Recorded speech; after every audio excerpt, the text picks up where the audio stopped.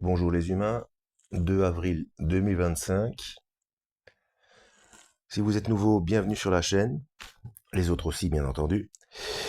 Mais si vous êtes nouveau, surtout ne vous fiez pas à une seule vidéo. Allez voir dans mes playlists, je traite de tout un tas de sujets très différents, notamment la géopolitique, ce qui est en train de se passer maintenant, et la chose la plus importante, le moyen de paiement dans la main qui est en train de se propager. Allez voir ma playlist 666 fonctionne.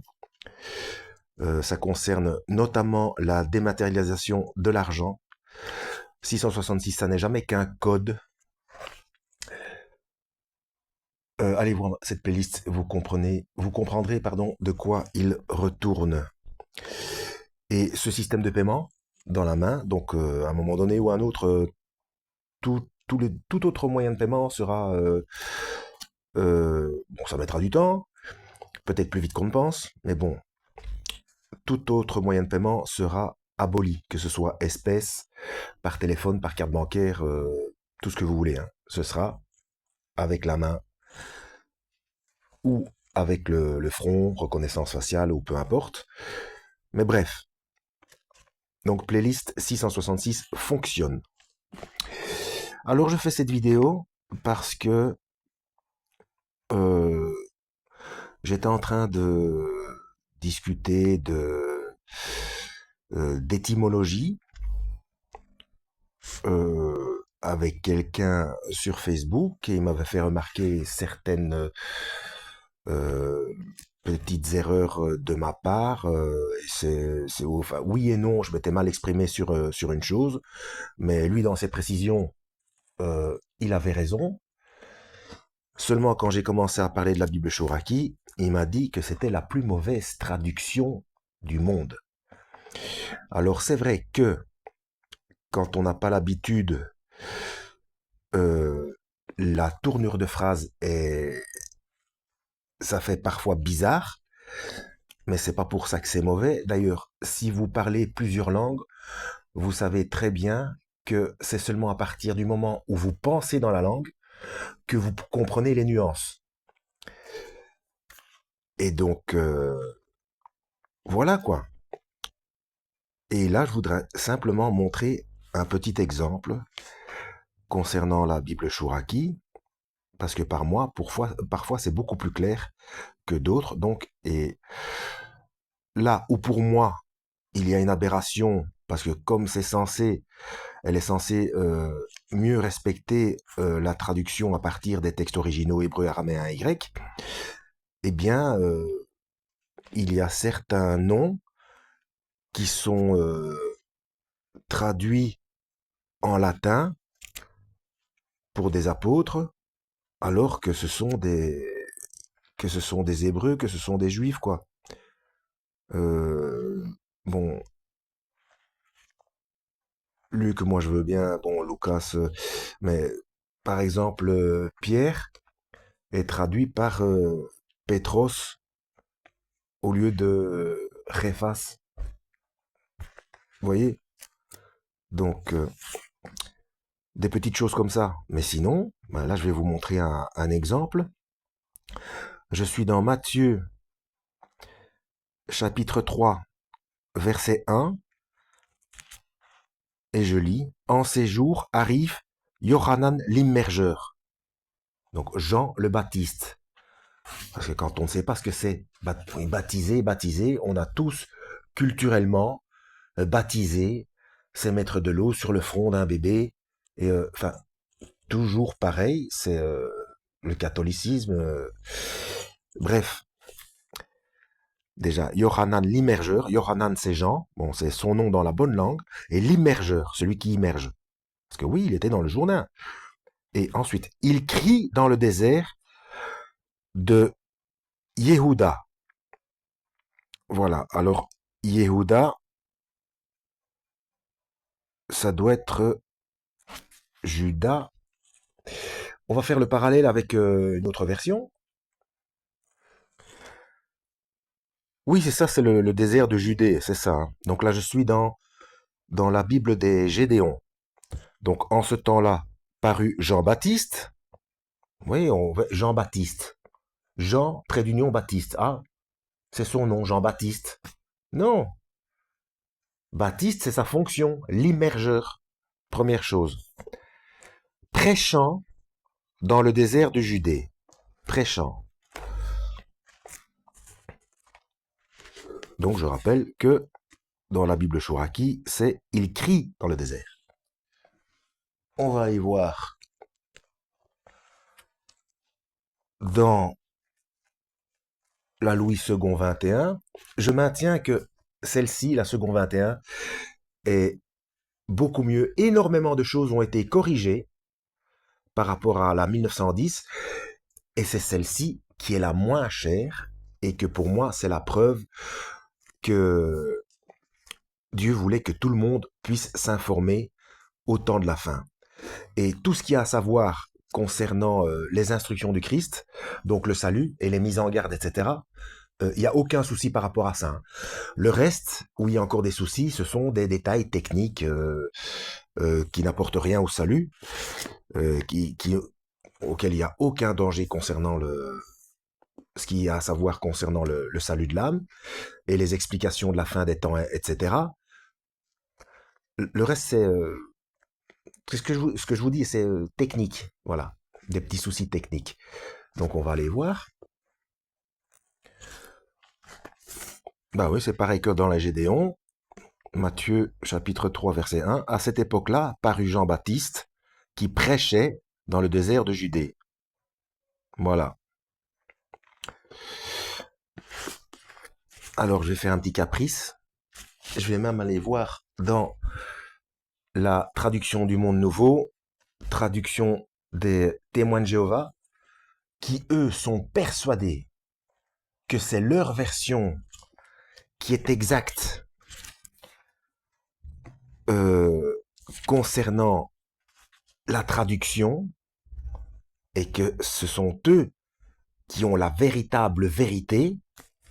Eh bien, Matthieu chapitre 3 verset 1, un jour, Jean le baptiseur, c'est un petit peu mieux que Jean-Baptiste. C'est Jean le baptiseur, celui qui baptise. D'accord? Ok. Mais on sait toujours pas ce que c'est baptiser. Hein. Oui, dans la tête, c'est toujours mettre de l'eau ou immerger dans l'eau. Vous voyez?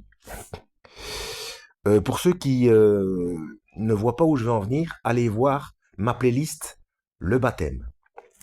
Ah oui, avant que j'oublie, je mettrai cette vidéo dans la playlist La Bible, puisque j'explique certaines choses concernant la Bible.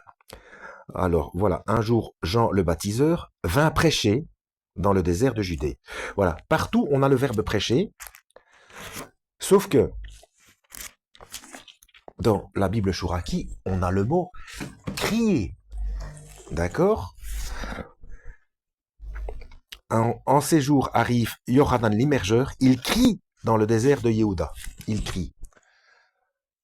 Alors moi, de temps en temps, je regarde notamment la chaîne Théonopsie et d'autres, et je fais quelques vérifications aussi, pour voir ce qui se passe au niveau de la langue originelle, quoi. Donc, selon le texte, hébreu, araméen, grec ancien. Et il se trouve que... Alors, un petit instant, il faut que je retrouve la page. Voilà, je l'ai. Alors, eh bien, prêcher, le terme grec, c'est kérouzo. Kérouzo, et ça veut dire proclamant à haute voix. Donc, prêcher, non. Proclamer à haute voix, c'est crier, haute voix. Donc, proclamer, c'est expliquer des choses, mais à haute voix, c'est crier. Donc, prêcher, moi je veux bien. Ou alors, une seconde, c'est peut-être moi aussi qui suis buté, je ne sais pas. Donc, dictionnaire, pour voir ce que veut dire prêcher. Alors, prêcher, c'est annoncer, enseigner, exhorter à l'observation de. Oui. Donc c'est bien, donc c'est correct aussi. Mais quand c'est traduit par crier, on est sûr et certain que le gars exhorte à l'observation, qu'il annonce, puisqu'il fait en sorte qu'on l'entende depuis le point le plus éloigné possible par rapport à la force de sa voix.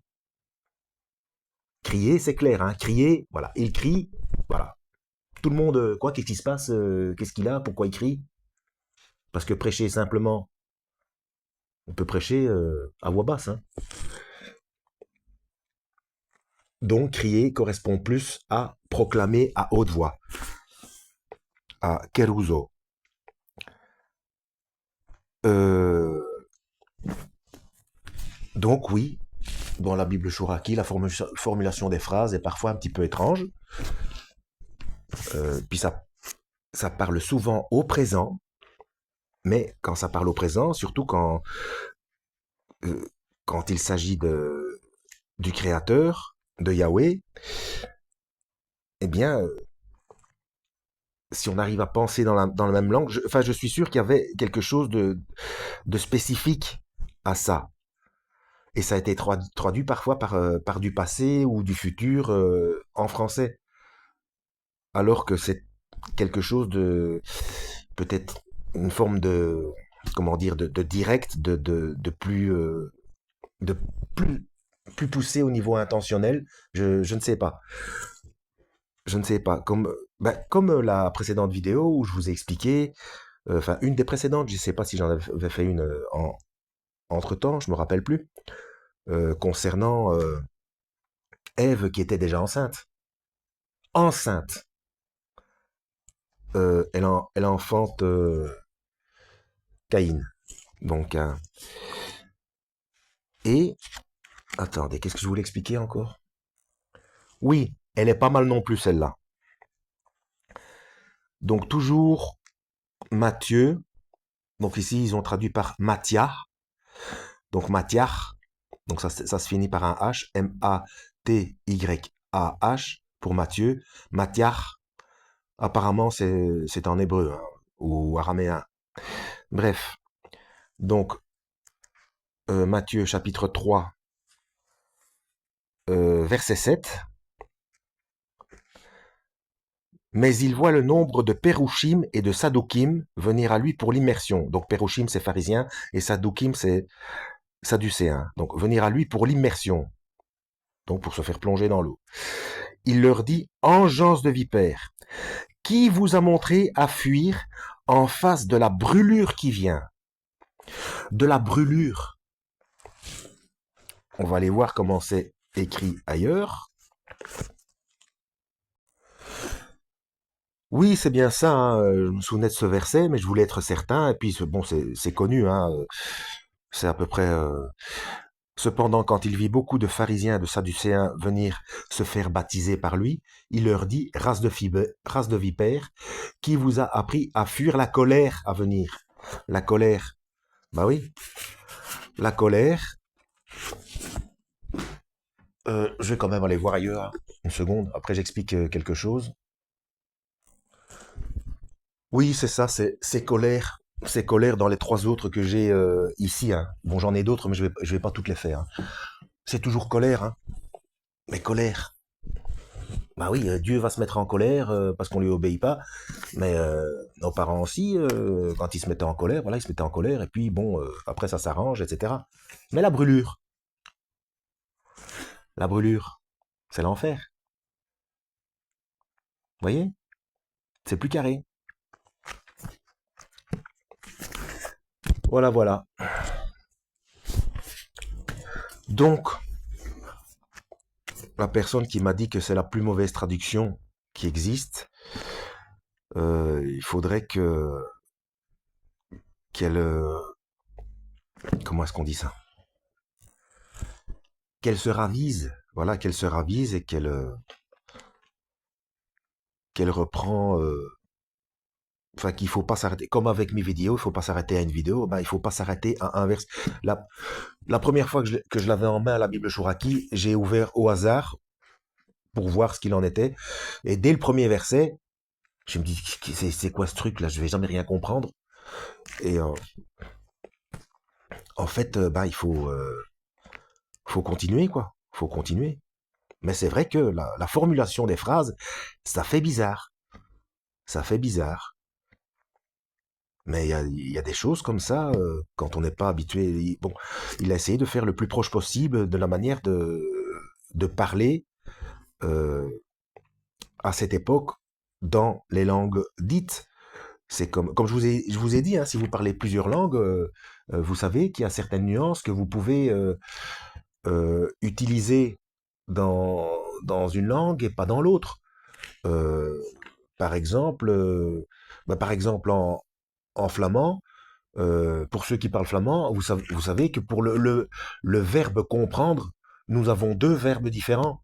Et en français, il n'y a un seul verbe qui existe, c'est le verbe comprendre. Alors qu'en flamand, bien, il y a une nuance. C'est pas la même chose. Et c'est comme ça dans toutes les langues. Ben voilà. Donc ici, voilà. En espérant avoir été utile, lisez vous-même la Bible afin de vérifier pour voir si ce qu'on vous dit est exact. Hein. Lisez la Bible. Les choses avancent. Nous sommes dans les temps de la fin. Et donc, pas de panique. Si vous paniquez par rapport aux menaces de guerre, etc., allez voir ma vidéo Pourquoi prier pour la guerre. Et je parle aussi de pourquoi prier pour les guérisons, etc. Euh, si vous êtes angoissé, c'est par manque de connaissances, tout simplement. Hein. Donc, j'en reviens à Osée, chapitre 6, verset 4. Mon peuple s'égare et ou périt, selon les traductions, faute de connaissances. Voilà, c'est toujours pareil. Donc, même les gens qui croient en Dieu et qui reconnaissent Yeshua, donc le Christ, comme sauveur de leur âme, etc., ben, il y en a qui continuent à angoisser sur ce qui se passe, alors qu'on devrait être rassuré parce que les prophéties s'accomplissent exactement comme ça a été expliqué. D'ailleurs, c'est dans Matthieu 24, je crois, où Yeshua dit voici, je vous ai tout annoncé d'avance, euh, ne vous troublez pas, ne soyez pas troublés, donc ne vous inquiétez pas, car il faut que ces choses arrivent. Voilà, on a été prévenu. Il suffit d'aller voir dans les textes, il suffit de s'informer et de comprendre. Voilà. D'ailleurs, c'est pour ça qu'il y a des tas de gens qui font des vidéos, mais il faut lire soi-même, il faut lire soi-même.